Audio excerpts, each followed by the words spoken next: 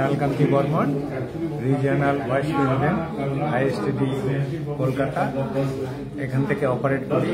আর eastern রিজিয়নের আন্ডারে এই মুহূর্তে 14টা ব্রাঞ্চ আছে।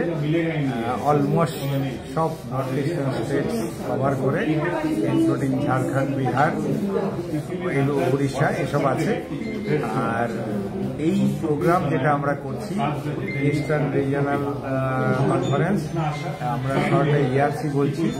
এখানে আমাদের 350 জনের মতো ডেলিগেট হবে।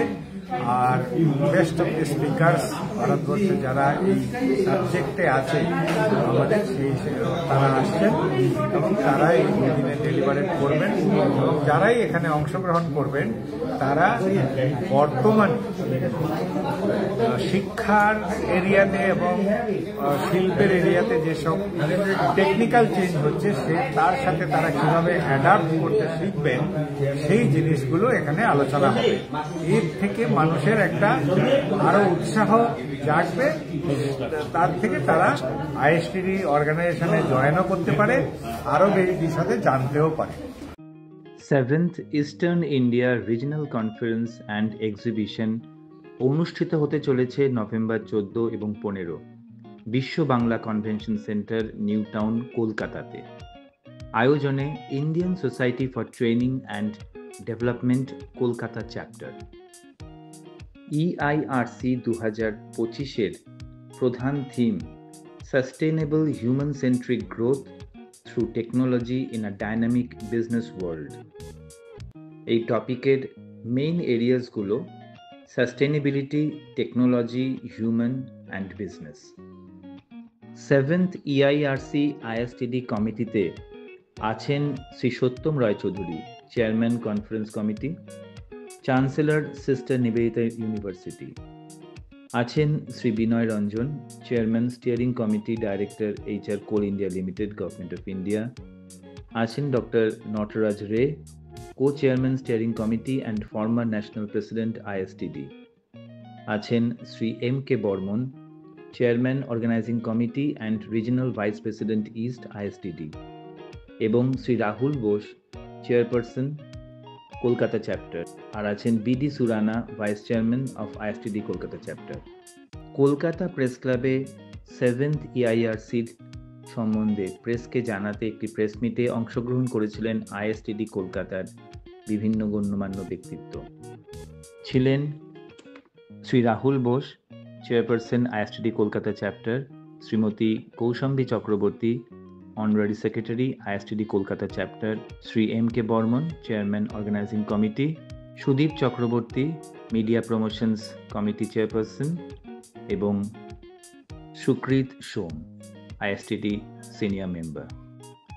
ISTDর পক্ষ থেকে সিনিয়র মেম্বার প্রকাশ চক্রবর্তী এবং আরও অনেকে উপস্থিত ছিলেন এবং ISTDর এই প্রয়াসে তারা সহযোগিতার হাত বাড়িয়ে দেবেন বলেই প্রতিশ্রুতি দেন। ডক্টর সুদীপ চক্রবর্তী। আমি ISTD কলকাতা চ্যাপ্টারের লাইভ মেম্বার। আমি নিউ মেম্বার। লাইভ মেম্বার আমি এই ISTD কলকাতা চ্যাপ্টারে যে ইস্টার্ন রিজিয়ন কনফারেন্স 14-15 তারিখ এই মাসে হচ্ছে বিশ্ব বাংলা কনভেনশন সেন্টার, সেই কনফারেন্সের আমি প্রেস এবং PR মিডিয়া কমিটির আমি চেয়ারম্যান। তো আমি এই কনফারেন্সের প্রেস মিটের ব্যবস্থা আজকে আমি করতে পেরেছি আপনাদের সকলের সহযোগিতায়, তার জন্য আপনাদের সকলকে ধন্যবাদ। আপনারা এই সাপোর্টটা দিয়ে যাবেন এটাই আশা করি। Thank you. যেটা সুস্থায়ী উন্নতি, এই দ্রুত পরিবর্তনশীল পৃথিবীতে, এবং বিজনেসের আমাদের 4টে জিনিস আমরা ফোকাস করছি। একটা হচ্ছে সাস্টেনেবিলিটি, সুস্থায়ী ভাব। একটা হচ্ছে টেকনোলজি, আজকে AI ছাড়া লোকে পারছে না, কাজে টেকনোলজি খুব ইম্পর্টেন্ট, ইলেকট্রিক ভেহিকেল খুব ইম্পর্টেন্ট, কার্বন ফুটপ্রিন্ট কমানো জরুরি।